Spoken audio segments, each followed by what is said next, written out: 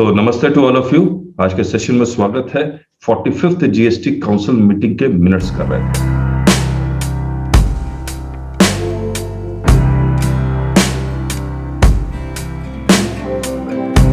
और हमने 13.12 तक कर लिया था और इसके आगे कर रहे हैं आपके साथ। मुझे एक बात बताइए, सबसे पहले ये जो डिस्कशन कर रहे हैं ये कैपेसिटी बेस्ड टैक्सेशन में, इसमें सबसे बड़ी प्रॉब्लम क्या है? अगर कैपेसिटी बेस्ड टैक्सेशन हो जाए, इसका मतलब आपने जो प्लांट की प्रोडक्शन कैपेसिटी 1000 यूनिट्स है तो 1000 यूनिट्स पे टैक्स ले लेगी, चाहे सप्लाई हो या ना हो। हाँ। अब मान लीजिए यूपी में ये प्लांट लगा हुआ है तो इसके ऊपर कैपेसिटी बेस्ड टैक्सेशन अगर आ गया तो कौन टैक्स लेगा? नहीं, कौन सा टैक्स लगेगा? आई लगेगा या C+S लगेगा? C+S C+S ही लगेगा क्योंकि कैपेसिटी बेस्ड टैक्सेशन है। 1000 यूनिट में मान लीजिए इंटर स्टेट सप्लाई होती है 800 यूनिट, लेकिन इसके ऊपर एक बार C+S लग ही गया है। यस और नो? जी। अब ये 800 यूनिट महाराष्ट्र में सप्लाई होती है तो ये बेसिकली ये टैक्स किसको मिलना चाहिए था? महाराष्ट्र को। मिल किसको गया? यूपी को, स्टेट को, यूपी को मिल गया। तो दैट इज मतलब ये बेसिक प्रिंसिपल ऑफ जीएसटी को ही वॉयलेट कर रहा है। तो यही पंजाब कह भी रहा है और इसमें कुछ वो कुछ ना कुछ सोच रहे होंगे कि C+S कैसे आई में कन्वर्ट हो जाए। कुछ कॉम्प्लेक्सिटीज अगर इंक्रीज कर दे तो हो सकता है कैपेसिटी बेस्ड टैक्सेशन भी डेस्टिनेशन बेस्ड टैक्सेशन बन जाए। इसीलिए 49th जीएसटी काउंसिल मीटिंग तक ये डिस्कशन चला कि कैसे कैपेसिटी बेस्ड टैक्सेशन लेके आएगा। Punjab had stated that he had no problem with the decision of GST Council. However, he cautioned that GST was a tax on supply of goods and services, unlike the central excise, which was on production. He has felt that the council was stepping into the territory of unconstitutionality by introducing the capacity-based taxation on pan masala. He further added that Honorable Supreme Court had banned gutka, jarda, etc., so the council should not facilitate the production. He suggested that this may be taken up with the learned Attorney General or the Law Ministry to the extent that it may be ultra-vires to the Constitution. Honorable member from Odisha clarified that pan masala was not banned by Supreme Court, but the ban was on pan masala mixed with tobacco. Therefore, the report was not ultra-vires to the Constitution. Further, it was the interim report and the final report on pan masala had not been yet submitted.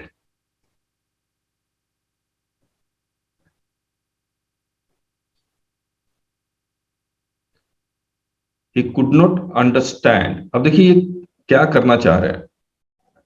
आज मतलब मुझे एक बात बताइए, ये जो पान मसाला या ब्रिक क्लीन पे ये 6% विदाउट आईटीसी लेके आए और 12% विद आईटीसी लेके आए। हमने यूपी का एक रिपोर्ट में पढ़ा था, मतलब इसी मीटिंग में पढ़ा था कि 700 करोड़ का कलेक्शन करते थे। जब जीएसटी आया और ये नहीं था तो कलेक्शन 150 करोड़ हो रहा था। इसके आने के बाद कलेक्शन 300 करोड़ होने लगा। अब मुझे एक बात बताइए, now whether UP will still be satisfied? अब यूपी क्या चाह रहा है कि ये 700 करोड़ का टारगेट पूरा हो। ठीक बात है या नहीं है? आज गवर्नमेंट सोचिए जीएसटी काउंसिल में किस तरह का डिस्कशन हो रहा है। आज यूपी गवर्नमेंट सर्विसेज के ऊपर इनको टैक्स मिल रहा है, गुड्स के ऊपर जो टैक्स है सर्विसेज का 50% मिल रहा है और गुड्स का ऊपर का टैक्स को 50% वो शेयर भी कर रहे हैं। किसके साथ? सेंटर के साथ। उसके बावजूद अब इनका बैलेंस तो होना चाहिए ना, लेकिन उसके बावजूद अगर हर एक आइटम पे देखने लगेंगे कि प्री जीएसटी रेवेन्यू मेरा एक्स था, अब पोस्ट जीएसटी मेरा -X हो रहा है, तो अगर हर एक आइटम के बेसिस पे वो रेट ऑफ टैक्स या इस तरह की टिंकरिंग करेंगे तो जीएसटी और ज्यादा कॉम्प्लिकेट हो जाएगा।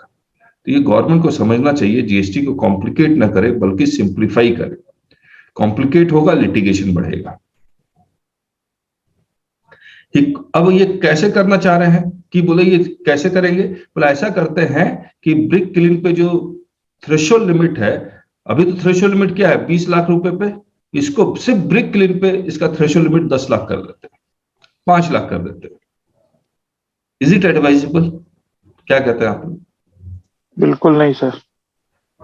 तो ऑब्वियसली ये होना भी नहीं चाहिए। तो इन्होंने क्या किया देखिए, he could not understand as to how evasion would be curbed by increasing the tax rate or by reducing the threshold from 40 lakh to 10 lakh, since the mechanism for curbing evasion were different, like increasing the transparency of the IT system, etc. तो obviously 10 lakh करने से evasion रुकेगा नहीं। The revenue secretary stated that brick cleans are present in every state. His experience goes hand in hand with the inputs from combined experience in the council, which was that bricks are removed from the kiln at such values which would tally to be just below the prescribed turnover. As there is huge evasion in this sector, the group of ministers had lengthy discussion on how to extract valuable revenue from this vital sector. आप ही कुछ suggestion दीजिए government को। Production capacity 10,000 units और 10,000 unit अगर पूरा show करते हैं तो इसका टर्नओवर मान लीजिए हो जाता है 60 लाख। लेकिन वो शो इतना टर्नओवर करेंगे कि वो 19 लाख तक ही रहे, ताकि इनको रजिस्ट्रेशन की जरूरत ना पड़े। इसका मतलब ये 19 लाख तो विद प्रॉपर डॉक्यूमेंट निकालेंगे, बाकी balance without proper document supply करेंगे। कैसे रुकेगा ये? कोई आइडिया?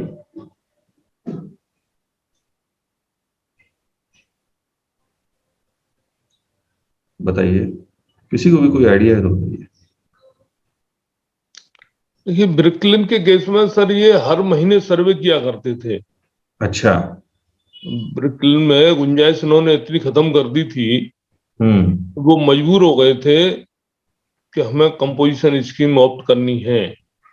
अच्छा, जीएसटी के जमाने, जीएसटी की बता रहे हैं? ना ना ना, मैं वेट। अच्छा अच्छा अच्छा, ओके ओके ओके। वैट और सेल टैक्स में। अच्छा। लाइक तो उस समय इन्होंने ये हालत कर दिया, मिठाई वाले हैं, मिठाई वालों के यहाँ जो सीजन होता है दीपावली का, राखी का, ये सब सीजन, तो उन्होंने कंपल्सरी सर्वे कर दिए इन्होंने। ओके। लाइक जो भट्टों का जो सीजन शुरू होता है उससे पहले करो, उसके बाद में करो, हर महीने करो। ये हालत कर दी थी कि वो बचना मुश्किल हो गया था। मतलब कंपोजिशन, वैट के जमाने में कंपोजिशन से पहले की बात कर रहे हैं आप? जी हाँ जी हाँ। तो आदमी मजबूर हो गया कि भाई अब कंपोजिशन के बिना काम नहीं चलेगा, तो कंपोजिशन फीस बहुत कम रखी और धीरे धीरे करके 2-3 साल में ही बहुत बढ़ा दी इन्होंने। Okay okay. लाइक वाइज यहाँ पे यूनियन वैसे तो ये करेंगे नहीं, जैसे स्टेट को लॉस हो रहा है तो, लेकिन इनको यही है कि जनरल जांच है वो बढ़ानी चाहिए, पर्टिकुलरली जो कंपोजिशन वाले यूनिट्स हैं उनके लिए। सर बेसिकली मेन कंपोनेंट्स, ईटा भट्टा में मेन कंपोनेंट्स एक होता है कोयला। अच्छा। ये लोग को कोयला क्या चोरी का इजीली मिल जाता है। अगर ये टाइट हो जाएगा ना, कोयला चोरी बंद हो जाएगा, तो फिर सब कुछ अपने आप स्ट्रीमलाइन हो जाएगा। ओके सर के सर, जो राकेश भाई साहब बता रहे हैं वो एक प्रॉपर प्रोसेस होती है भट्टे की, ब्रिक क्लीन की, कब इसमें भरा जाएगा, कब जला के इसकी प्रोसेस होगी भूनने की। तो जो रेगुलर सर्वे होती है उससे एक एस्टिमेट लग जाता है कि अभी जब लगा है तो ये करीब 20 दिन तक बन के निकलेगा, फिर निकासी होगी ईंट की, तो उससे इनको एक प्रोडक्शन का आइडिया हो जाता है। यदि ये रेगुलर सर्वे इनके लिए लाएंगे तो उससे एक एस्टिमेशन हो जाएगा। चलिए ठीक है, देखते क्या करेंगे। मतलब डिफिकल्ट एक्सरसाइज है रेगुलर सर्वे। मतलब ऐसा लग रहा है कि इंस्पेक्टर राज आ जाएगा, भट्टी के सामने भी किसी को बैठा दो, जैसे अल्कोहलिक लिकर धनबाद में क्या होता है ना। हाँ हाँ। धनबाद में हमने सुना, ज्यादा जानकारी नहीं है, जैसे यहाँ से कोई कोयले की ट्रक गई और वो पार हो गया, तो फिर वो बिल फाड़ देते हैं, वो सारा कोयला ईटा भट्टा में काम आता है, और फिर उसको पेपर को दोबारा बेच देते हैं। अच्छा। हाँ, अगर ये सब स्ट्रिक्ट हो जाएगा, अगर कोयला सही तरह से एंट्री होने लगेगा ईटा भट्टा में, तो उनका सेल अपने आप, फिर वहां से कितना भागेंगे। ठीक बात है। The honorable member from Odisha stated that it was the era of bricks made from industrial waste. Factories manufacturing these are becoming more common. Bricks made from clay have gone down and the industrial waste bricks are used everywhere. The brick kilns in Bihar, Haryana, Madhya Pradesh and Uttar Pradesh are very small, scattered and unorganized. Therefore, GOM proposed the threshold limit of 10 lakh. He believed that the brick kiln industry might vanish soon and therefore the council has to take this decision carefully. ऐसा है क्या? बोले industrial waste से ही अगर आजकल factory में बनने लगे हैं ईट, तो ये जो नॉर्मल ईट भट्टे की इंडस्ट्री खत्म हो जाएगी आने वाले समय में। यस सर, यहाँ मैंडेटरी है कि फ्लाई एक्स का जो ब्रिक्स होगा वही गवर्नमेंट प्रोजेक्ट में जाएगी। वो मिट्टी वाले यूज नहीं होते हैं, और कोई भी बिल्डिंग भी बनेगी अपार्टमेंट वो भी फ्लाई ऐश के ब्रिक से बनेगी। हाँ, मैंडेटरी है बिल्डिंग बायोलॉजी में। यहाँ नॉर्मल से नहीं बना सकता कोई भी गवर्नमेंट के प्रोजेक्ट में यूज नहीं हो सकता वो। उस पर भी तो ले आए। यूपी में कई जगह इतनी मिट्टी कटाई हो चुकी है कि जमीन का लेवल डाउन चला गया। हाँ, मिट्टी काटने के लिए परमिशन नहीं है हर जगह। तो इसीलिए तो रेवेन्यू कम नहीं हो गया है। ये जो यूपी वाले बोल रहे 700 करोड़ आता था, 100 करोड़ आ रहा है या 300 करोड़ आ रहा है। रेवेन्यू कम होने का कारण ये तो नहीं है कि इंडस्ट्री खत्म हो रही है। सब छोटे छोटे फ्लाइट्स के लग गए हैं प्लांट यहाँ पे। ओके, चलिए।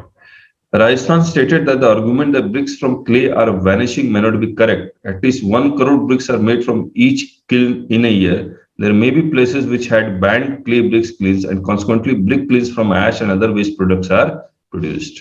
अच्छा, कुछ states में बैन हुआ है।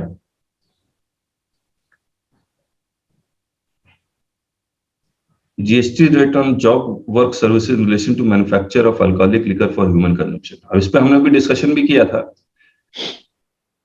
बताइए 5% या 18% bottling plant of alcoholic liquor.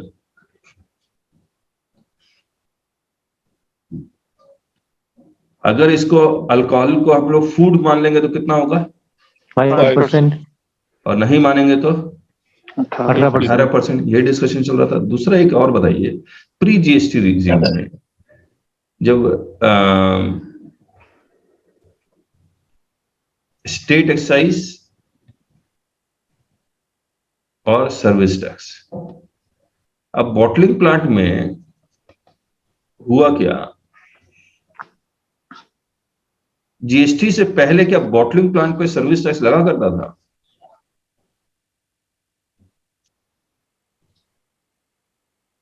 अगर लगता था तो government is right in levying GST in the GST regime also,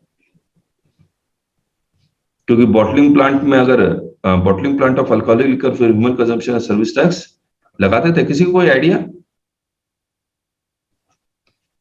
चलिए, लगाते तो थे, पढ़ते हैं आगे। He further stated that there was in principle agreement during the officers meeting that GST on job work is not a tax on liquor and this did not infringe on the taxation rights of the states. The impact of this change may be minuscule as this is not a tax on liquor or any of its component but on the job work involved in its manufacture. Punjab stated that the issue was one of the principle and not of the magnitude of the impact. Barring GST, the Constitution does not allow the concurrent taxation, and this particular tax was a transgression on the domain of the states. अच्छा, ऐसा कोई product है जिसमें central excise भी लग रहा है और जीएसटी भी लग रहा है?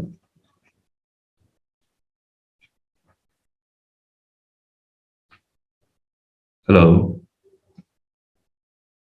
ऐसा कोई प्रोडक्ट जिसमें सेंट्रल एक्साइज भी लग रहा है और जीएसटी भी लग रहा हो? अरे बता दीजिए प्लीज, है या नहीं है? इतना ही बता दीजिए। मेरे ख्याल से तो नहीं है सर ऐसा कोई प्रोडक्ट। ओके, टैबेको है।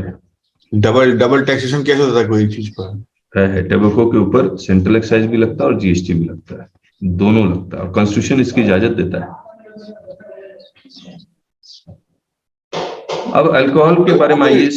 टैबेको पे कहाँ लगता है? मेरे ख्याल से लगता है जब बीड़ी बना रहे तब लगता है, उस समय बीड़ी अगर उसको बीड़ी में कन्वर्ट करे तो लगता है।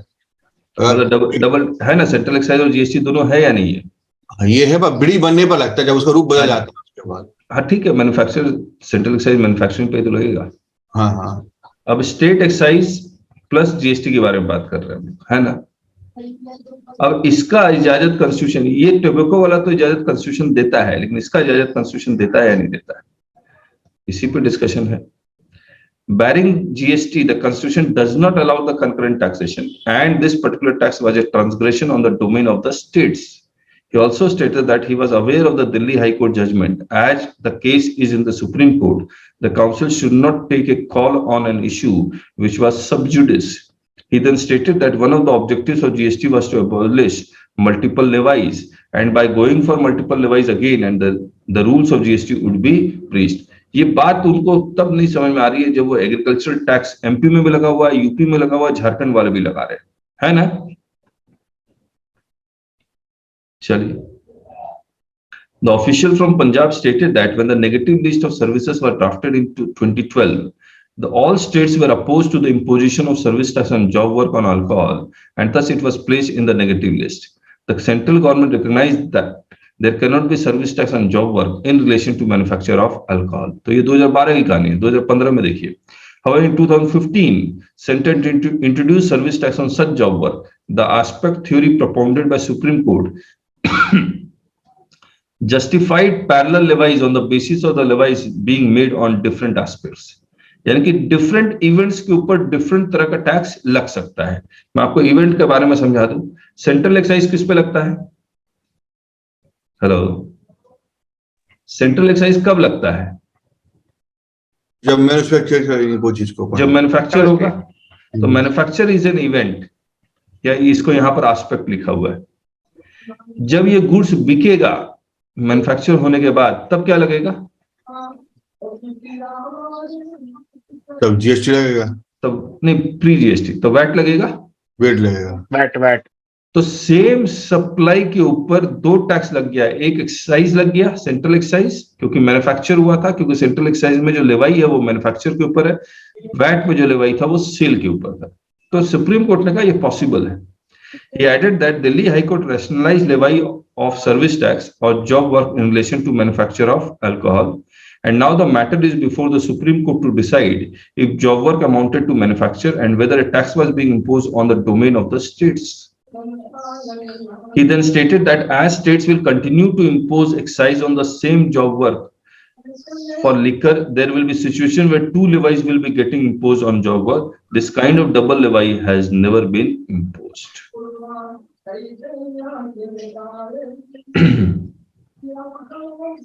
म्यूट कर लीजिए, किसी के बैकग्राउंड में आवाज आ रही है। Odisha stated that in this case, an individual sets up a bottling plant and gives it on a lease to a large liquor company. The amount which was paid by company, अच्छा इस मान लीजिए ए ने एक bottling plant setup किया और इसको एक बी को लीज कर दिया, तो मतलब फैक्ट्री लीज पे जीएसटी लगेगा या नहीं लगेगा? लगेगा सर, लगेगा, ऑब्वियसली लगेगा। ऑब्वियसली लगेगा। क्या this lease is related to what? This lease is related to bottling of alcoholic liquor for human consumption. Hello, है ना? तो अगर आप कहते हैं this lease is for bottling of liquor for human consumption, तो आप इस लीज के ऊपर स्टेट एक्साइज लगाइए। Is it possible? No sir, no sir. नहीं ना। उसी तरह से अगर bottling alcoholic liquor for human consumption हो रहा है तो ये मैन्युफैक्चर ऑफ अल्कोहल कैसे हो सकता है? समझ रहे हैं आप? बड़ी an individual sets up a bottling plant and gives it on a lease to a large liquor company. The amount which was paid by company to an individual who was setting up bottling plants was amount for service and which was not being added to the cost of liquor, and stated there was no case of double taxation here. मतलब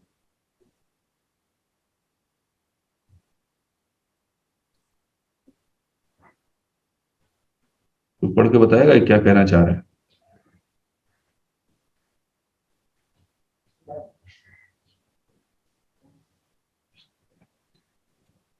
Odisha stated in this case, an individual sets up a bottling plant and gives it on a lease to a large liquor company. The amount which was paid by company to the individual who has set up a bottling plant was amount for the service, which was not being added. क्यों नहीं add होगा बताइए, कुछ गड़बड़ नहीं लिखा हुआ है।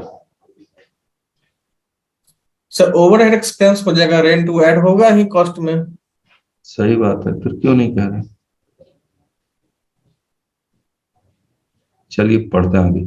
Tamil Nadu stated that the issue was one of the principal and the service was rendered. There is a plant which manufactures liquor and a tax is tagged on job work public service. Then the tax levied builds into the basic price. अच्छा ये ठीक कर रहा है। Since there is no ITC available for payment of state excise imposed on it, the final sale price of liquor reflects this add-on tax. Added that this impinges on the taxation space of the state government.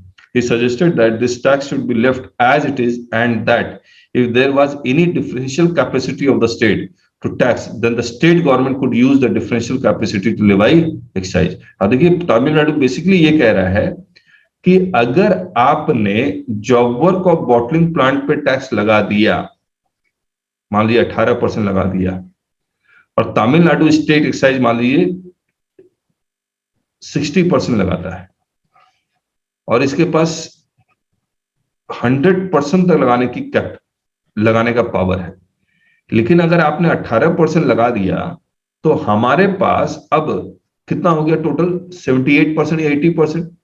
तो आप ये अगर नहीं लगाएंगे तो ये हम बढ़ा पाएंगे और हम अपना रिसोर्सेस इंक्रीज कर पाएंगे, लेकिन आपके ये लगाने से अब हमारे पास जो बढ़ाने का जो रेंज है वो बहुत कम हो जा रहा है। Maharashtra stated that he agreed that the principle of inclusion of job work under GST, but stated that tax should not be raised to 18%, as fiscal space of the states, ये जो range की बात कर रहा था, was limited and increasing the rates limits their space to raise resources. He requested that the rate should be kept at 5% and referred to the analogy of the transport sector, where GST rate was kept at 5%, considering that petrol and diesel were under VAT and ITC could not be passed on. Based on this analogy, the tax on job work for liquor should also be kept at 5%. The secretary stated that West Bengal was already charging 18% on the job work by treating liquor as a non-food product, and Center was proposing to adopt the practice from West Bengal and Odisha and extending it to all the states. The secretary clarified that the issue was not sub judice, but rather the Supreme Court had referred the matter to the council to decide if it was a food item or not. ये बहुत अजीब सी मुझे बात लग रही है। मतलब ये कहना क्या चाह रहे हैं कि वेस्ट बंगाल में दो जुरिडिक्शन है, एक सेंटर का है, एक स्टेट का है। ठीक बात है। सेंटर के पास जो alcoholic liquor for human consumption है, यहां भी स्टेट के पास है। तो सेंटर कह रहा है कि चलिए आप 5% दीजिए job work on alcoholic liquor for human consumption. West Bengal का अगर स्टेट जुरिडिक्शन में आ गया तो वो इंसिस्ट कर रहे हैं 18% दीजिए। Secretary stated that West Bengal was already charging 18% on job work, but treating the liquor as a non-food product. मैं सही मतलब निकाल रहा हूं?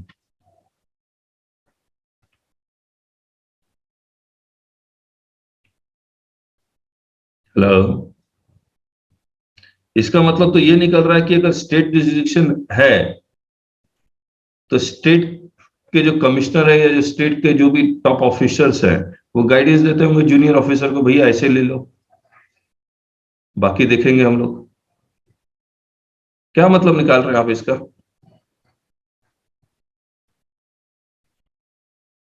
सर्कुलर कौन इश्यू कर सकता है?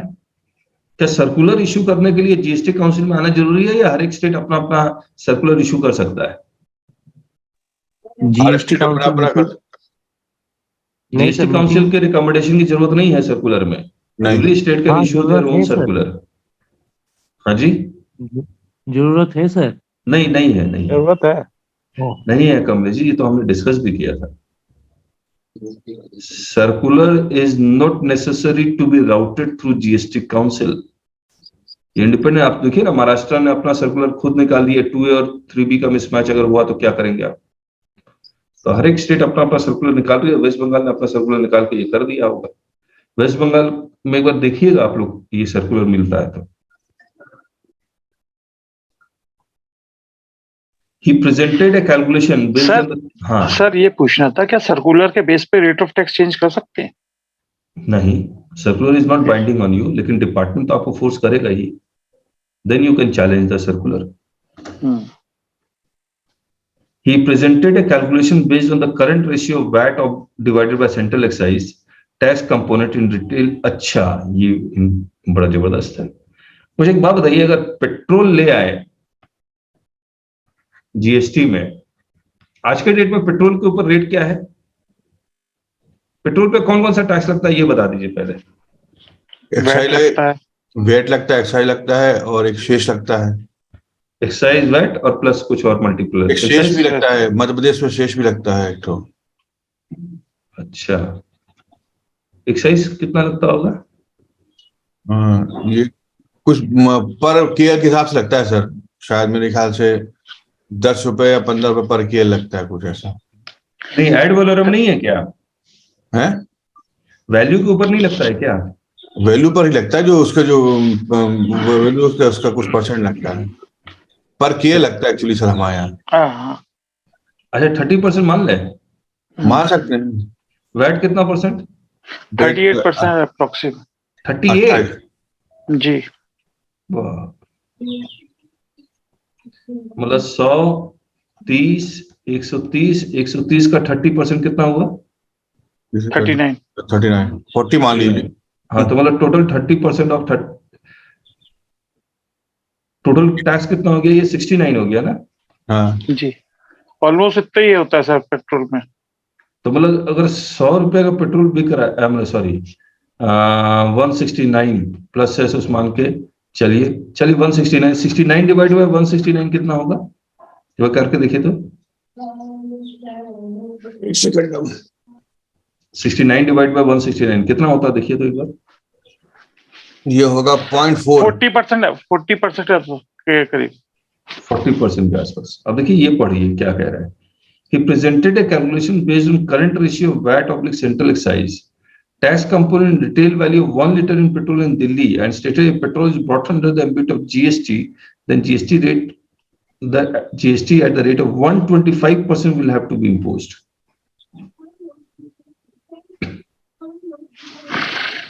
Keeping in view the current levels and this GST rate slab is currently not there. आप समझिए 125% टैक्स है ये, मतलब मैं नहीं कर रहा, जीएसटी काउंसिल के मिनट्स में है। और मैक्सिमम जीएसटी जो लगाया जा सकता है वो 20% प्लस 20% लगाया जा सकता है। तो अगर पेट्रोल को जीएसटी में ले आए तो 40% से ज्यादा तो जीएसटी लग नहीं सकता। हेलो, 40% लग रहा है वैसे कहा जाए तो। देखिए क्या करते हैं, आने वाले 10 साल में तो लग नहीं रहा है कि आएगा ये पेट्रोल जीएसटी में।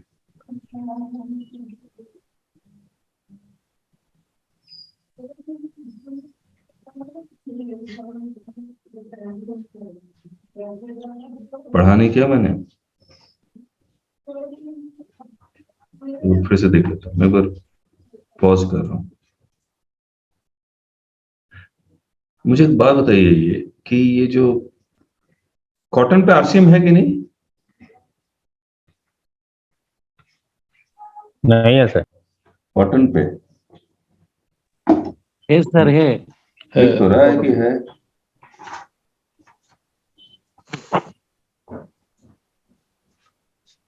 आ, 102 पेज में है ना।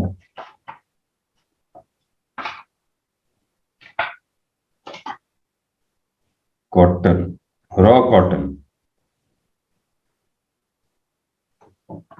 आरसीएम कैसे लग रहा है ये देखते हैं। सप्लायर कौन है? एग्रीकल्चरिस्ट। और रिसिपिएंट कौन है? Registered person.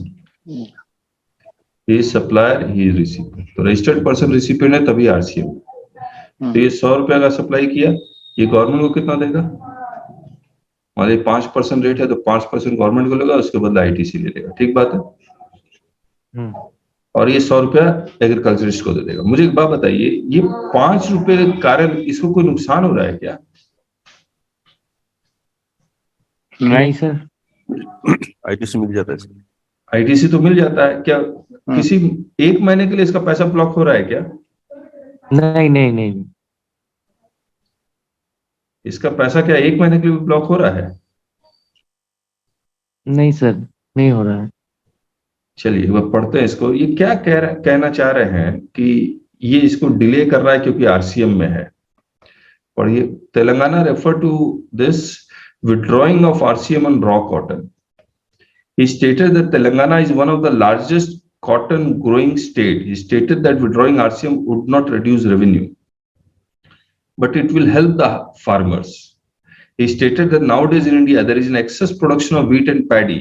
He further stated that paddy growing states such as Telangana were suffering due to excess production of paddy.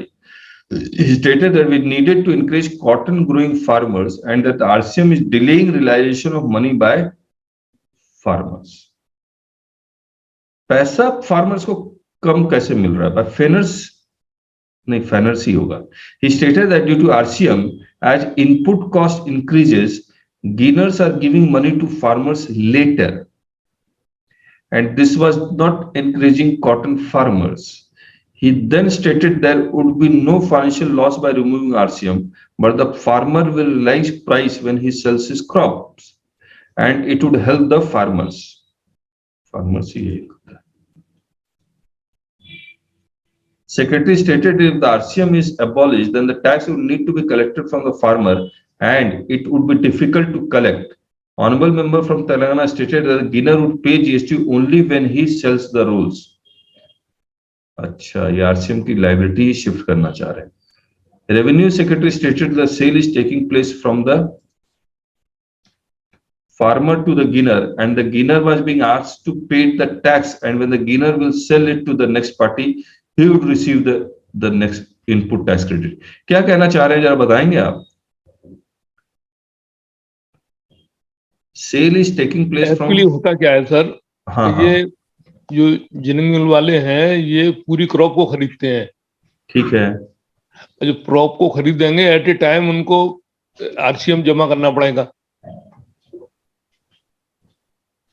हाँ, कैश में, ठीक बात है। तो वो at a time whole of the crop जो परचेज करेंगे तो उसी समय उनको पैसा देना पड़ जाएगा। पैसा देते हैं बहुत पहले ये। हाँ, अब समझ में आया। Thank you Rakesh ji. हाँ, ठीक है। ये है रीजन। बिल्कुल ठीक कहा।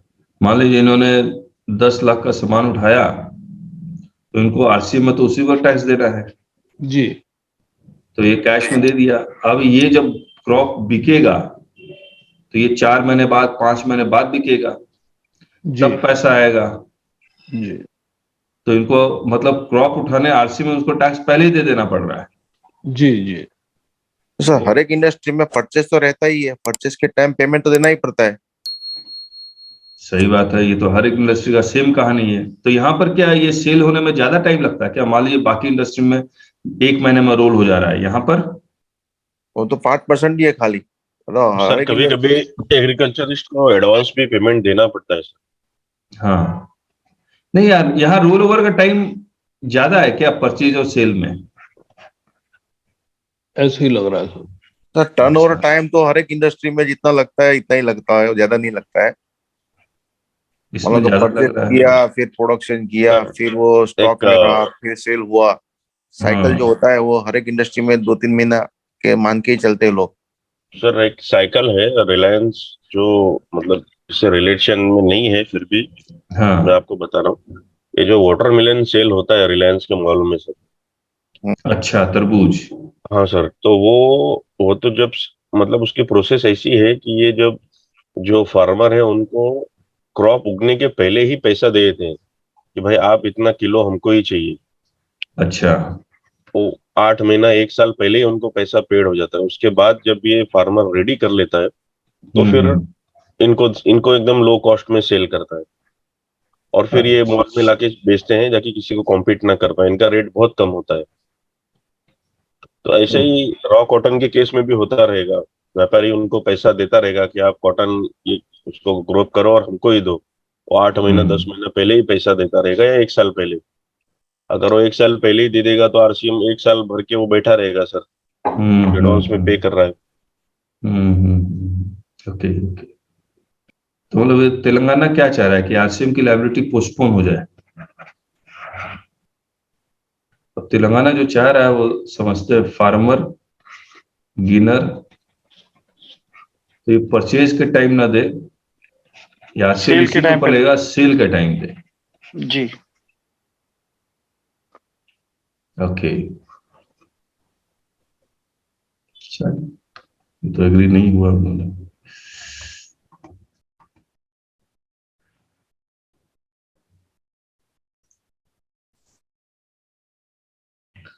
देखिए ये कहानी क्या है, स्विगी और जोमेटो में रेस्टोरेंट एग्रीगेटर है बेसिकली,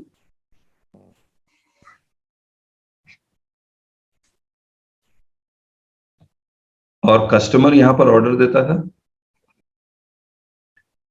पैसे भी इसी को देता था। मान लीजिए इसने ऑर्डर दिया, पैसे कलेक्ट हुआ 100 प्लस 5 इक्वल टू 105। ठीक, बताइए स्विगी या जोमेटो को अभी आया है कि स्विगी और Zomato 100% e commerce operator tax देकर। पहले क्या होता था, ये टीसीएस कलेक्ट करके इसको बाकी पैसा रिइंबर्स कर देते थे रेस्टोरेंट वाले को, ये सर नो। और मान लीजिए कितना है टीसीएस, 1% है। मान लीजिए 100 में से 1% कीजिए तो 1 रुपया हटाए, 104 रुपया इसको दे दिया, ठीक बात है। अब रेस्टोरेंट वाला अपना जीएसटी 1 फाइल करेगा और जीएसटी जमा करवाएगा। तो रेस्टोरेंट वाले करते क्या थे, ये जीएसटी जमा ही नहीं करवाते थे, टर्नओवर शो ही नहीं करते थे। तब मजबूरी में इन्होंने ये सिस्टम लाया, स्विगी और Zomato 100% e commerce operator will be paying the tax. पूरा पैराग्राफ इसी पे है। 1% टीसीएस हो गया तो फिर उनको तो डिटेल मिल गया, ट्रांजैक्शन तो ट्रेल हो गया। उसके बावजूद हिम्मत है ये सब जो कर पाते हैं। That if some restaurant is delivering through Swiggy or Zomato, then in the current situation, the tax is being paid by restaurant and not by Swiggy or Zomato, even though they collect it from customer and pay it to the restaurant. Restaurant को मिलने के बावजूद, they are acting as intermediary and they don't deposit GST to the government on restaurant services supplied through them. During examination of issue on which Haryana has contributed significantly, it was seen that even though GST was being collected by Zomato and reimbursed by them to the restaurant in turn were not depositing the GST so collected by them. And in Haryana, the evasion was to the tune of hundreds of crores. When recovery was attempted after the discovery of the issue, it was found that restaurant did not exist anymore at the premises. In relation to this proposal is that for supplies made through e-commerce operator, that is when Swiggy or Zomato collect the tax, then they will pay the tax themselves to the government instead of restaurant. As there is no ITC allowed to restaurant, there is no ITC implication for the restaurants in the proposal, and the transaction would also get accounted for and would help in plugging the leakage.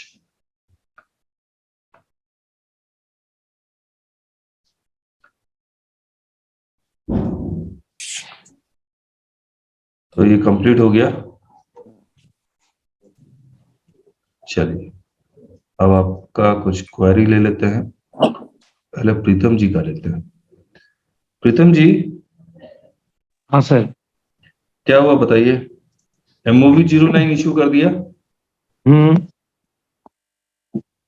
अच्छा, अब MOV 09 issue कर दिया, क्या करना चाहिए बताएंगे आप लोग?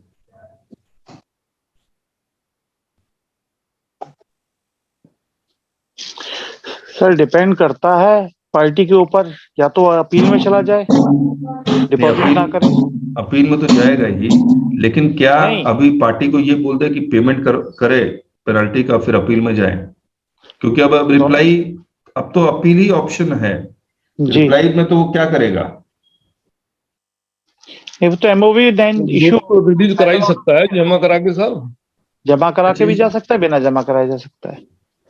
नहीं, गाड़ी छोड़ेगा नहीं ना, गाड़ी अगर छुड़वाना है तो पूरा पेमेंट करके छोड़ जाएगा। अब वही कह रहा हूँ, तो उसको मतलब क्या एडवाइस किया जाए पार्टी को कि पेमेंट करे, गाड़ी छुड़वाए और फिर हम लोग अपील में जाए? अब तो सर मूव लाइन इश्यू हो चुका, तो सर अब तो वो पेमेंट करके ही जाए अपील में। सर पेमेंट ना करके भी जा सकते हैं हम। हाँ। उसमें बैंक गारंटी और बैंक का डिक्लेरेशन यस देके भी हम जा सकते हैं, लेकिन यस 2-3 दिन और भी लग जाएगा। हाँ। अच्छा एक बात बताइए, मैं कितने का वैल्यू ऑफ गुड्स कितने का था? 32 लाख करीब। हाँ,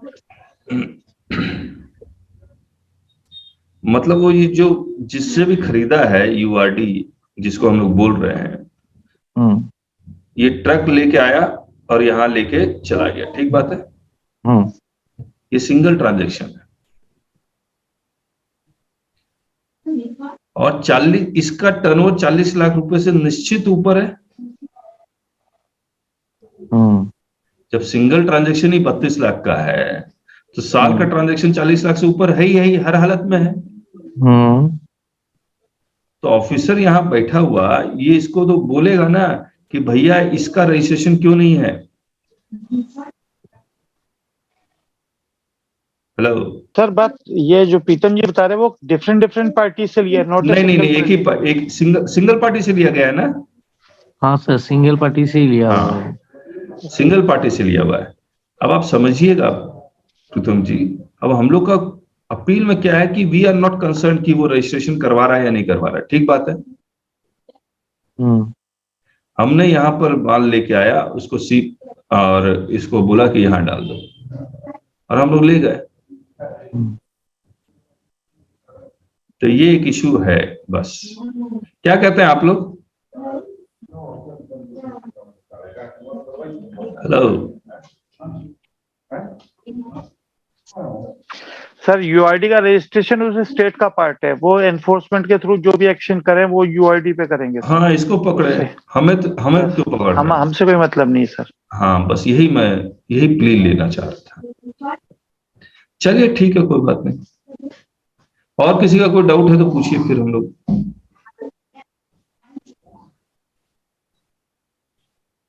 गुड मॉर्निंग सर। हाँ निमेश बताओ। सर, मेरे क्लाइंट का ना इंस्पेक्शन सर्च हुआ था 1 मंथ पहले कोचिंग इंस्टीट्यूट का। तो उसमें ना उन्होंने ना उनके ना वो बिल्स वो कलेक्ट करके ले गए थे एज ए मतलब सीजर के रूप में। अच्छा। तो अब हम लोग चाह रहे थे कि वो हम उनसे वापस लेने के लिए हम लोग ने नोटिस का कंप्लायंस कर दिया था, वो सेटिस्फाइड भी हो गए थे हमारे रिप्लाई से। तो अगर वो दे सकते हैं वापस हम लोग को वो जो ले गए हैं। राइट, लेकिन एससीएन इशू हुआ?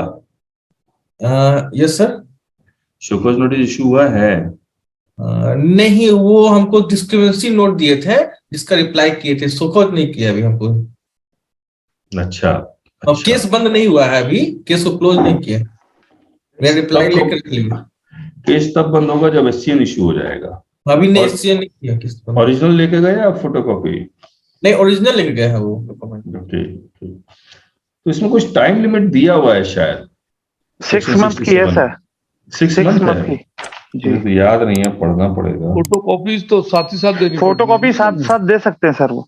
हाँ, वो डिपार्टमेंट मैंने फोटोकॉपी जाके कर लिया, वो बोले कर लिया, फिर ओरिजिनल भी चाहिए? हाँ, ओरिजिनल चाहिए मुझे। क्यों? वो अपने रिकॉर्ड में कोचिंग इंस्टीट्यूट रखेंगे कि बच्चे लोग का क्या होता है ना, 3rd कॉपी 3 होता है ना, उसमें वो लोग का इंस्टॉलमेंट देखना होता है कब ने किसने। तो फोटोकॉपी से काम नहीं चल रहा है? वो थोड़ा स्कैटर्ड है फोटोकॉपी सर, वो बाइंडिंग भी नहीं है, बाइंडिंग रहता है वो लोग का। प्रोसीडिंग कंप्लीट जब तक नहीं हुई तब तक नहीं लौटाएंगे। हाँ, फोटोकॉपीज का तो है कि उन्हें देनी पड़ेगी। हाँ, वो दे दिए फोटोकॉपी मुझे। हाँ, राकेश भाई, उसके अंदर ये भी तो लिखा हुआ है, यदि वो समझते हैं कि इससे ये पूरी प्रोसीडिंग्स को अफेक्ट कर सकते हैं वो डॉक्यूमेंट से, फोटोकॉपी भी नहीं देंगे सर। तो वो हाँ, उसकी फोटोकॉपी भी नहीं देंगे सर। सपोर्ट कर रहा है, ऑफिसर कोऑपरेट करेंगे, कॉर्पोरेट कर रहे हो या कॉर्पोरेट करवा रहे हो? करवा रहे हैं सर। पहले ही दिन दाद इतना ले लिया कर वो। ओरिजिनल देने की बात तो फिर कोई माने नहीं रखती। सर रिकॉर्डिंग ऑन है सर। हाँ कोई बात नहीं। सेक्शन कौन सा है जब सेक्शन बताइए इसे। हाँ ये रहा मिल गया 67 में। नहीं सेक्शन 67 सब सेक्शन 67 इन्वेस्टिगेशन है ना। हाँ हाँ वही हुआ है ना। क्या हो रहा है क्या? अनिमेश जी के यहाँ रेड हो गई है। रेड होने के बाद कोई डॉक्यूमेंट लेके, अब डॉक्यूमेंट उनको वापस चाहिए। हाँ कहाँ लिखा हुआ है कि वो डॉक्यूमेंट के बारे में लिखा हुआ है तो कर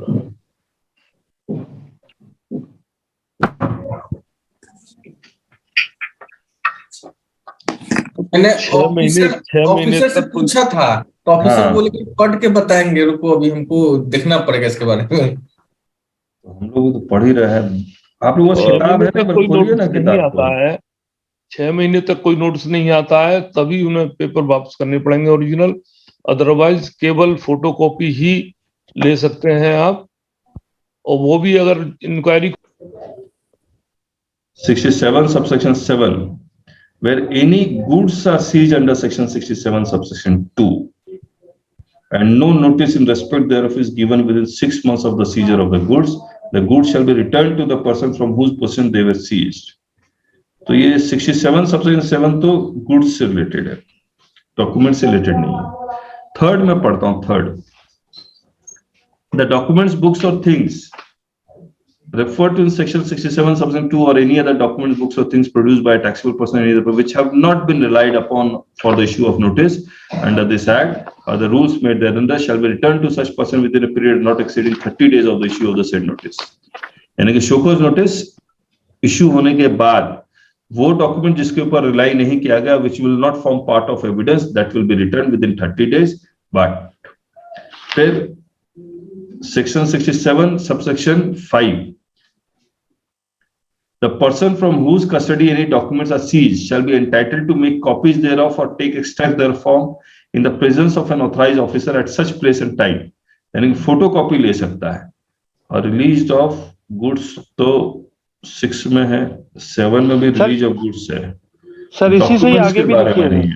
क्या क्या कहाँ पर सब साइड में आगे भी लिखा हुआ है sir, authorise officer if such officer में indicate that in this behalf except where making such copy. कहाँ पढ़ रहे हैं? 67 सबसेक्शन 5 की पूरी कॉपी।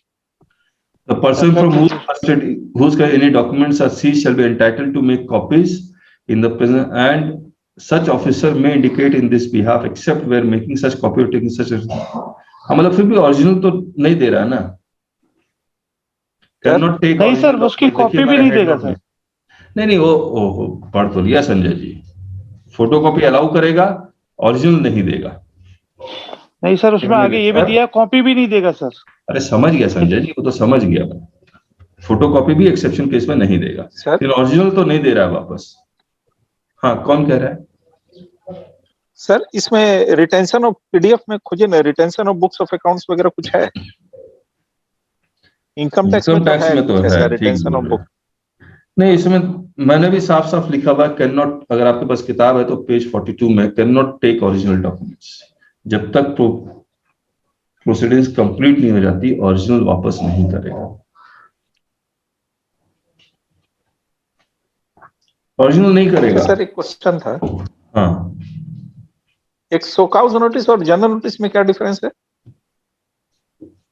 शोकॉज नोटिस तो पता है, जनरल नोटिस क्या होता है? नहीं अभी हम लोग बार बार ये डिस्कस कर रहे थे कि शोकॉज नोटिस दिया है क्या? शोकॉज नोटिस 73 या 74 का नोटिस दिया या नहीं दिया? Hello sir. हाँ अमित जी। सर एक पूछना था मुझे, 73 74 में जो भी नोटिस इश्यू होगा इन्वेस्टिगेशन का, इधर 73 या 74, तो वहां पे पेनल्टी तो कंफर्म है सर? नहीं 73 में कंफर्म नहीं है, 74 में कंफर्म है सर। 73 में भी एटलीस्ट 15% तो देना पड़ेगा। नहीं 73 में 30 डेज पे करने पड़ेगा। हाँ 73 में बहुत रास्ता है कि जहाँ पे पेनल्टी 0 हो जाती है, लेकिन 74 में मिनिमम 15% देना पड़ेगा। 73 में 0 हो सकता है? यस। सब्जेक्ट टू अगर अपील में गए सर तो? तो कुछ भी देना नहीं नहीं, फिर तो अपील में अगर चलेगा तो इसको मान लो यू आर नॉट एडमिटिंग ना, ऑर्डर आ गया, फिर ऑर्डर के बाद 30 डेज के अंदर शायद कुछ कम होता है, देखना पड़ेगा मुझे। नहीं, मैं इसके लिए पूछ रहा था सर, मेरे मित्र हैं, उनके क्लाइंट है, तो उनका 67 चल रहा था। तो उनको इतनी बार बुलाया गया डिपार्टमेंट, वो कंटाल गए कि मुझे अब नहीं जाना है। तो उन्होंने कुछ सेटलमेंट किया और वो बोले कि हम आपको नोटिस इशू करेंगे लेकिन आपको पेनल्टी नहीं लगाएंगे। तो वो 73 में कर रहे होंगे, 73 में तो बोले ठीक है, मैं मान 73 में कर सकते हैं। हाँ, 73 में पेनल्टी नहीं लगेगी। तो बस वो पेनल्टी के चक्कर में उन्होंने जो भी था गुड सेल्फ करके बोले ठीक है, आप पेनल्टी मत लगाओ, और हम क्या करना है अपील में जाएंगे, करेंगे। और वो खुश हो गए सर। ठीक है, तो एक जगह से निकल रहे हैं, दूसरी जगह से अटक रहे सर। केस कहाँ क्लोज हो रहा है? केस क्लोज नहीं होगा, ठीक है, पेनल्टी से बच रहे हैं बस।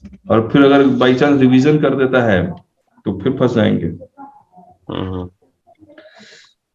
रिवीजन भी तो है सर। मेरा GSTR 2B में एक इशू आ रहा था सर, कल हम लोग रिटर्न कर रहे थे ना, तो वो PDF कॉपी में आ नहीं रहा है लेकिन एक्सेल शीट में दिख रहा था। तो मैंने राजेश सर से बात किया ये कि ऐसा क्यों हो रहा है, तो उन्होंने कहा टिकट ट्रेस करो। जब मैंने टिकट ट्रेस किया तो नंबर ऑफ क्वेश्चंस इसी पॉइंट पे थे सर। मतलब PDF में, मतलब PDF और एक्सेल डिफरेंट डॉक्यूमेंट डाउनलोड हो रहा है। सर कैसा है, सिस्टम जनरेटेड 3B जब डाउनलोड करते हैं तो उसमें ITC आ ही नहीं रहा है, लेकिन GSTR 2B में जब जाते हैं और अपना जो पोर्टल पे है सर, तो वहां पे एक्सेल में दिख रहा है सर सारे बिल्स। PDF में नहीं आ रहा है, PDF में आ ही नहीं रहा है। सिस्टम के एक बहुत प्रॉब्लम चल रही है, ग्लिच तो सर पूरा ITC 0 हो गया, उनको मिल ही नहीं रहा है, शायद नोटिस भी आए। तो हमने टिकट वगैरह रेज किया था। किस मंथ की बात है? किस मंथ? अभी लेटेस्ट सर, कल की जनवरी महीने की सर। अच्छा, मेरे साथ तो नहीं हुआ, कुछ लोगों के साथ हुआ होगा। अजीत जी कुछ कह रहे थे आप? सर मेरा एक नोटिस आया था, आपको मेल भेजा था, उसको मैंने थोड़ा एक सिंपल से रिप्लाई भी किया था सर। कब भेजा? कब भेजा? वो मेल किया है सर अभी थोड़ी देर। अच्छा ठीक है, मैं चेक करूंगा। वो रात को प्रिपेयर किया था। Okay, I will check it. ठीक है, और सर एक यहाँ पे डिस्कस हो सकता है सर? हाँ जी, यहाँ पे डिस्कस हो सकता है सर वो नोटिस? हाँ सर। हाँ, चैट बॉक्स में डालिए। अच्छा, 1 मिनट डालता हूँ सर। हाँ, क्या पूछ रहे थे निमेश? एक नोटिस आई थी अभी सर, ठीक है। तो उसमें उन्होंने ना दिखाया कि आपका 3B और 2A का डिफरेंसेस है 21 लाख का। एक्चुअली मुझे पहले से पता था, जब एनुअल फाइल किया था वो बॉक्स के अंदर है ITC 2B के अंदर, बाहर जो बॉक्स आता है कंपेरिजन, उसमें वो ऐड नहीं कर रहा है अमाउंट। किस रिटर्न में? रिटर्न 2B था और कंपेरिजन सीट के आधार पर नोटिस कर दिया 21 लाख का। कौन सा कंपेरिजन सीट? वो नहीं 2B या 3B का, 2B 3B का कंपेरिजन नहीं आता है वो। अच्छा, हाँ। उसमें दिखा रहा था कि 2B कम है, 3B आप ज्यादा लिए, सही में दिख रहा है वैसा। लेकिन अंदर जब उस मंथ का जून का हम लोग गए तो बिल था, लेकिन उसका अमाउंट बाहर रिफ्लेक्ट नहीं कर रहा था, ऐड नहीं कर रहा था। ये सिस्टम ग्लिच है सर, सिस्टम। उसको हम ऑफिसर को दिखाए तो वो मान गया, तो हाँ ये टेक्निकल प्रॉब्लम है सर। ओके,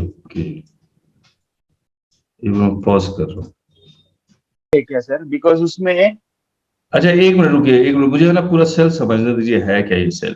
ये कौन सा रिपोर्ट से आ रहा है? Form 3CD? टैक्स ऑडिट से। यस, 3CD ना? टैक्स ऑडिट 3CD, ठीक है। Expenditure in respect of entry registered under GST, ठीक बात है? हाँ। Expenditure in respect of entity registered under GST। Yes, मतलब ये जो मैं अगर फाइल कर रहा हूं 3CD तो मैं रजिस्टर्ड होना चाहिए GST में। हाँ। सप्लाई एग्जेम्प्ट फ्रॉम GST, इसका मतलब कि मैंने ऐसे खर्चे किए जिसके ऊपर GST नहीं लगता। नहीं, आपने सप्लाई नहीं सर, आपने जो परचेज किया है, you are as a recipient, you report this thing. अच्छा, अब मुझे एक बात बताइए, और एंटिटीज अंडर कंपोजिशन स्कीम से जो खरीदा वो यहाँ आएगा? यस। अदर्स में क्या आएगा? नॉर्मल सर, रेगुलर मतलब टैक्सेबल। इसका मतलब प्रॉफिट और लॉस अकाउंट में जितना भी यहाँ पर फिगर है, मान लीजिए सर एक आइटम परचेस का है, तो परचेस में आपको ये बाइफरकेशन देना पड़ेगा पूरा।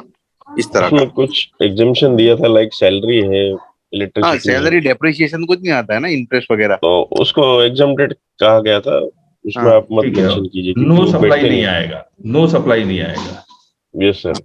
है ना। हाँ,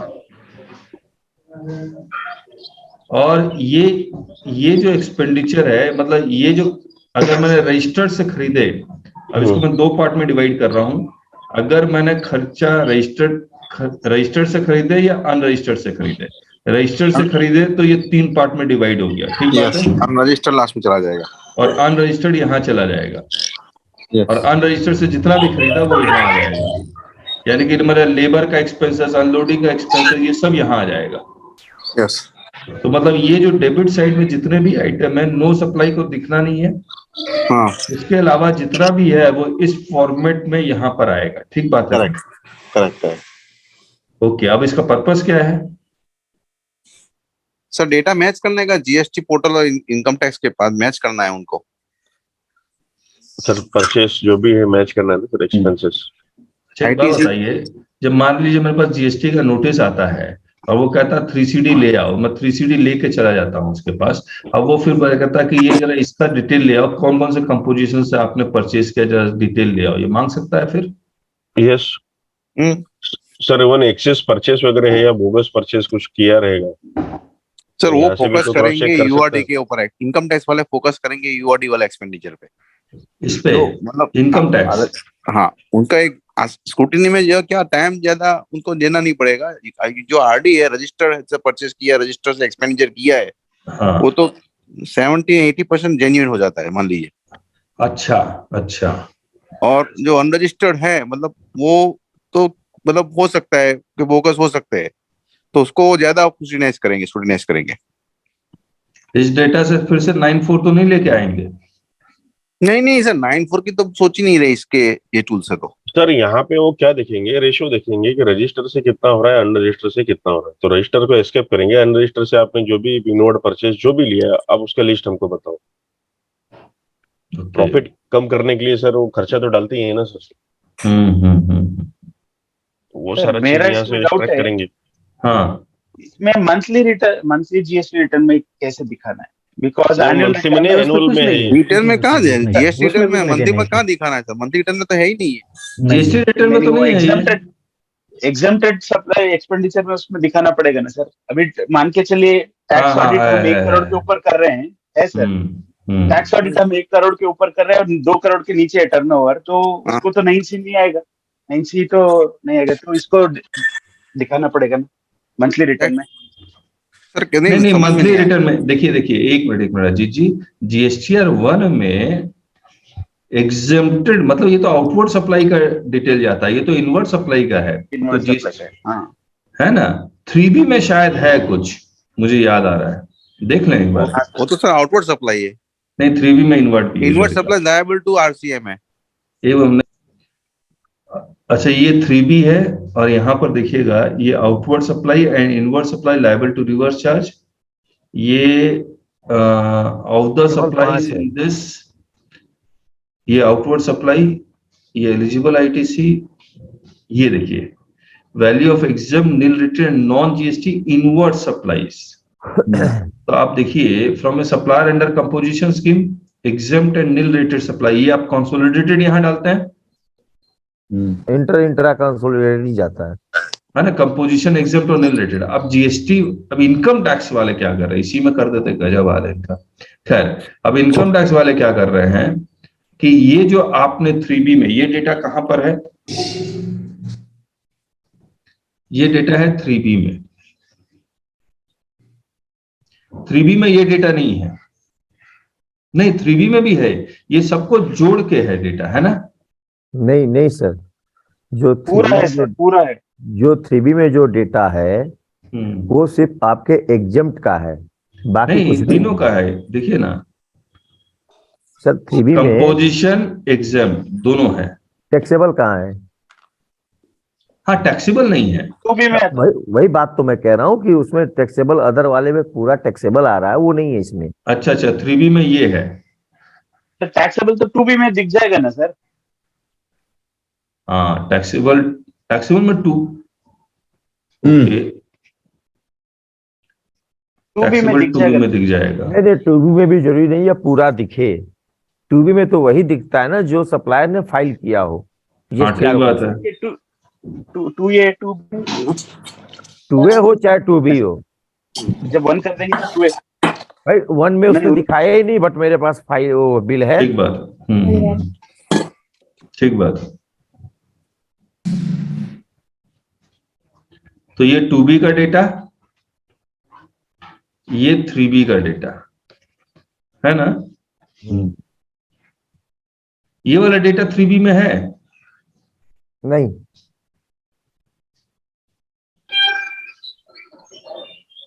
हाँ ये वाला डेटा नहीं है 3B में, ये तो है ही नहीं। असल में जो सबसे बड़ी समस्या क्या होगी सर, सपोज करिए कि दुकान में मैंने पैकिंग मटेरियल खरीदा है खर्च खाते, हाँ ठीक, उसको हम लोग 3B के कंपोजिशन इनवर्ट सप्लाई नहीं दिखाते तो है नहीं। हाँ क्यों नहीं दिखाते? क्योंकि वो वही कंज्यूम हो जा रहा है, वो अच्छा। सप्लाई के लिए नहीं है। जब सप्लाई के लिए नहीं है तो उसको उस पे आईटीसी तो हमने लिया है, आईटीसी तो लिया है, तो क्या उस फिगर को 3B के उसमें जोड़ के दिखाना है या नहीं दिखाना है? फिर से कहिए।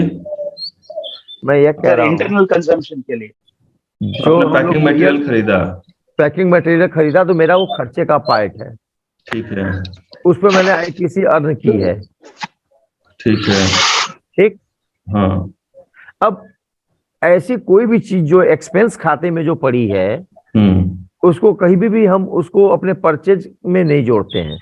क्यों परचेज में नहीं जोड़ते हैं? इसका मतलब वो सप्लाई का पार्ट नहीं है। परचेज सप्लाई का पार्ट नहीं है। Okay okay, below line items trading account में नहीं डालते आप। हाँ, और जो चीज हम लोग हमेशा जो हम लोग परचेज और सेल बनाते हैं तो परचेज सेल की फिगर यहाँ आनी चाहिए। नीचे जो हमारी पीएल में जो खर्चे आ रहे हैं वो इसका पार्ट नहीं बनेगा, मेरा ये कहना। नहीं पार्ट बनेगा। नहीं बनेगा sir, that is not for supply. Part बनेगा सर एक उसमें। सर हमको एक बात बताइए, पार्ट किसका बनाते हैं? जब आप सप्लाई कर देंगे तभी तो पार्ट बनाएंगे, सप्लाई के लिए है ही नहीं। आप पार्ट बना लेंगे, कल विभाग कहेगा ये माल कहाँ गया, आप रिवर्स करो आईटीसी, तो क्या आप रिवर्स करेंगे? ठीक बात नहीं सर। ये पैकिंग मटेरियल बेसिकली कंजम्पशन का आइटम बनेगा, लेकिन परचेज का नीचे जो ओवरहेड एक्सपेंसेस का तो पार्ट बन ही सकता है। हाँ, आप परचेज में मत डालिए। हाँ, परचेज में नहीं जाएगा। और लेकिन ये ओवरहेड, ये पैकिंग मटेरियल, इसका क्वांटिटी तो आपको मेंटेन करना पड़ेगा।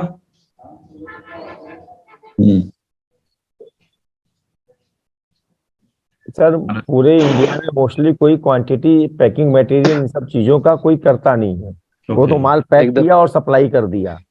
ओके, पार्ट आप कंपोजिट सप्लाई बन जाता है। सर अगर कोई इनपुट सर्विसेज है तो कोई एक्सपेंडिचर में जा रहा है, जैसे सर ने कहा अभी,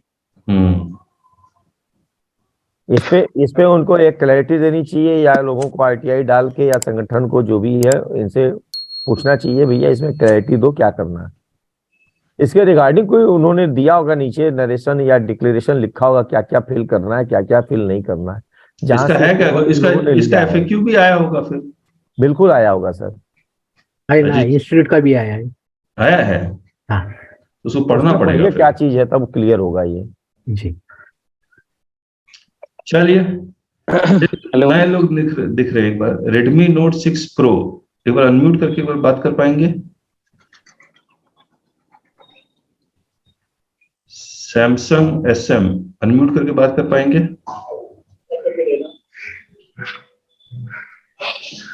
हेलो हेलो, हाँ sir, Sawant from Goa. Sawant from Goa, okay okay, welcome Sawant ji. Yeah sir, हम लोग मिले हुए हैं कभी? गोवा में आपका ये हुआ, उस सेमिनार में मिले थे हम लोग। हाँ मिले थे। This is your first session? Yeah this is my first session. Okay okay, welcome welcome. Yeah sir, आपका वो नया कोर्स स्टार्ट होने वाला है ना, इसके लिए मैं थोड़ा देखिए बोला करता है। ओके ओके, एक बार कॉल कीजिएगा, बात करें हम लोग। या सर, या ठीक है, thank you. Thank you. Sir हाँ प्रीतम बोल रहे थे सर।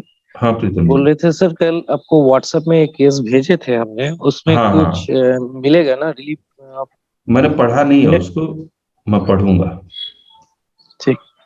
अच्छा राजेश जी, राजेश जी, जी सर। प्रीतम जी का MOV 9 आ गया है, जी क्या एडवाइस कर रहे हैं आप इसको? सर, मुझे एक चीज प्रीतम जी ने ये क्लियर करना पड़ेगा, क्या उन्होंने MOB 9 में या उसके पहले कहीं भी इन्होंने जो रिप्लाई दिया उसको उन्होंने लिखा है या नहीं लिखा है आपने? कोई रिप्लाई दिया ही नहीं। तो फिर अपील में जाके कैसे छूटेगा? कुछ भी नहीं छूटेगा। और ओरली बात हुआ है सारा, और ओरली से तो इनका गुड्स भी नहीं छूटना है। हाँ फिर पैसे भर देंगे, रिप्लाई देने का, हो जाएगा। अरे रिप्लाई देने का टाइम देंगे तब ना। खट एक ये इशू हुआ, ये इशू हुआ, ये हुआ, इशू हुआ।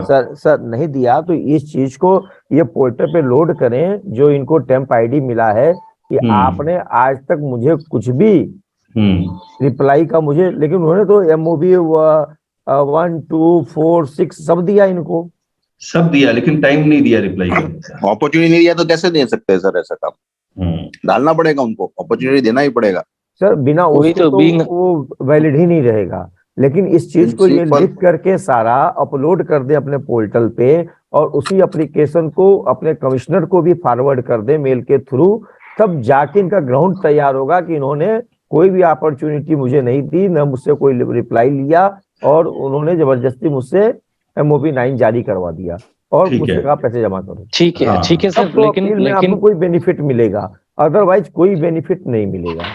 ठीक है। लेकिन सर पोर्टल में जो ये कह रहे थे कि जो मोबाइल स्क्वाड है उसको ये अधिकार ही नहीं है कि आपने कहाँ से खरीदा है, उसको जेन्युइनिटी उसकी प्रोड्यूस करो। वो मेरा वर्क नहीं है, न वो उनका काम है। मेरे पास टैक्स इनवॉइस है, मेरे पास बिल है, मेरे पास ईवे बिल है, दैट इज एनफ। अगर उसमें कुछ ज्यादा कम हो राजेश जी, तो राजेश बात जी, करें। जी आज टेम्प आईडी का लॉगिन लेंगे एनीडेक्स में, आप रहिएगा, है ना? ठीक है सर। ठीक कितने है। बजे जोड़ेंगे सर? अभी पता नहीं है, क्योंकि एक और मैटर है, उसको मैं सॉल्व करूंगा, उसके बाद मतलब समझ लीजिए 12-1 बजे के आसपास। चलिए ठीक है, मैं आपसे जब फोन करेंगे थोड़ी देर वेट भी करना पड़ सकता है, क्योंकि हो सकता है कि मैं कहीं रास्ते में रहूं। तो आप कब फ्री रहेंगे, तो आप बताइए, आप कब फ्री रहेंगे? कोई बात नहीं सर, आप फोन कर लीजिएगा, सिस्टम तो मेरे साथ ही रहेगा। Okay okay. प्रीतम जी, आप कुछ कह रहे थे? नहीं ठीक है। मैं वही पूछ रहे थे कि जो TMP ID जो है उधर हम कैसे अपलोड करें। हमने बहुत खोजा जी रिप्लाई देने के लिए, जैसे एप्पल में किए थे, लेकिन हमको नहीं मिला, इसीलिए। ओके ठीक है, ठीक है, ठीक। 8:30 हो गया। अभी देखेंगे टेम्प आईडी, लीजिए। प्रीतम जी, प्रीतम जी।